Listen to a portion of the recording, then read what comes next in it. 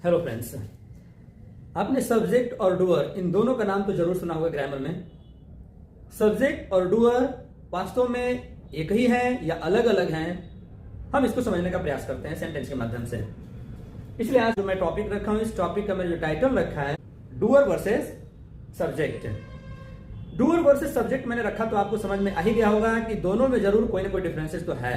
वो क्या है, आइए समझने का प्रयास करते हैं सेंटेंस के माध्यम से।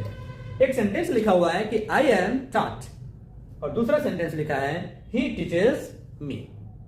दोनों सेंटेंस में जो शुरू में आई लिखा है और जो शुरू में सेंटेंस के बिगिनिंग में जो ही लिखा है, इन दोनों को आपके हिसाब से सब्जेक्ट तो हम कहेंगे ही, मेरे भी हिसाब से हम सब्जेक्ट कहेंगे।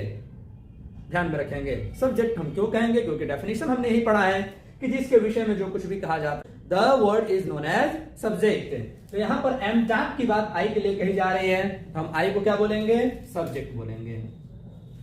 टीचर्स में पढ़ाने की बात ही के लिए कही जा रही है, अर्थात हम ही को भी क्या कहेंगे, सब्जेक्ट कहेंगे।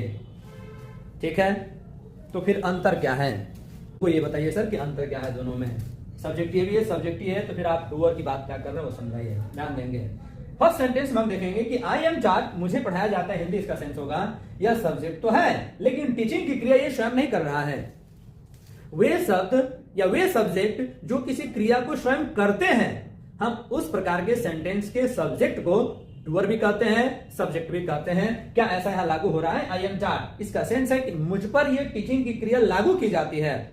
सेंटेंस में आई सब्जेक्ट है लेकिन डूअर नहीं है, करने वाला कोई व्यक्ति और है, जो टीचिंग की क्रिया करने वाला व्यक्ति है वो कोई और है, लिखा नहीं गया है। आई एम टॉट मुझे पढ़ाया जाता है। दूसरे सेंटेंस को देखेंगे तो समझ में जरूर आपको आ जाएगा। ही टीचर्स मी, वह मुझे पढ़ाता है। हु टीचर्स मी, ही ऐसा यहां पर सब्जेक्ट है जो स्वयं टीचिंग की क्रिया को ये खुद कर रहा है यहां पर सेंटेंस में। अब चूंकि ये डूअर भी है और सेंटेंस में इसी के विषय में पढ़ाने की बात कही जा रही है कि ही टीचर्स मी, जो एक्शन करने वाला व्यक्ति है जिसके विषय में ये आगे बात कही जा रही है वह सब्जेक्ट ही है, और चूंकि क्रिया को कर भी रहा है तो डूअर भी है। दोनों है अकेले यहां पर, कौन, तो ही, ध्यान रखेंगे। तो ही सब्जेक्ट भी है, ही डूअर भी है, लेकिन आई सब्जेक्ट तो है लेकिन डूअर इस सेंटेंस में नहीं है। तो सब्जेक्ट और डूअर में यही अंतर होता है दोस्तों कि सब्जेक्ट, हर सब्जेक्ट डूअर नहीं हो सकता, ध्यान में रखिएगा, लेकिन डूअर सब्जेक्ट भी हो सकता है। डूअर भी है तो ये यही ही सब्जेक्ट भी है, लेकिन यहां पर आई सब्जेक्ट है लेकिन डूअर नहीं है।